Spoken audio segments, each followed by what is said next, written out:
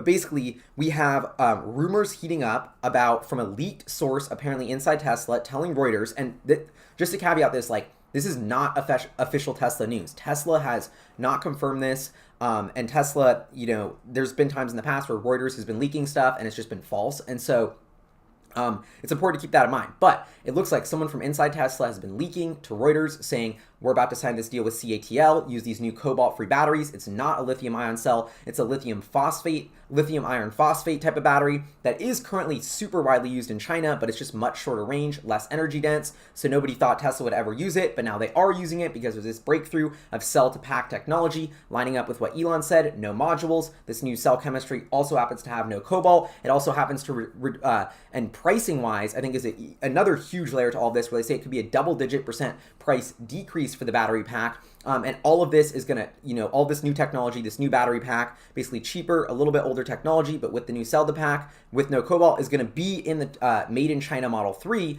And that is what they're going to use for those local, like Tesla keeps talking about how they want to get all these local suppliers for the Model 3. That's when margins will really hit their stride. So now it seems like until this point, they've been importing battery packs from Panasonic in Nevada and using LG Chem to supply the battery packs for Gigafactory Shanghai. But the long-term, real sort of steady-state plan here is to partner with CATL and use this lithium iron phosphate technology. So my thoughts at a high level here are, wow, I was totally not expecting this, totally out of left field.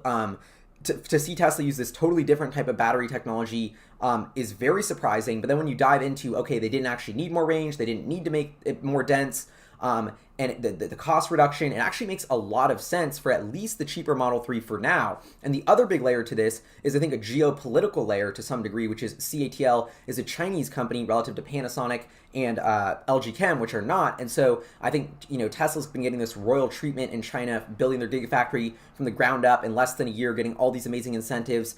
The government just, is providing really cheap financing for the factory, seems to be very on board with Tesla in China. And I think sort of a quid pro quo, like, trade-off for that could be, Tesla is using Chinese suppliers to build the batteries, and that helps the Chinese economy, that helps them perfect the electric vehicle technology, which is something that China really wants to get down. China's becoming a bigger and bigger importer of foreign oil. I think this is something that they want to get rid of as soon as possible, and instead of investing in like their own oil or the internal combustion engine, they are clearly seeing the future as the electric vehicle platform and EVs.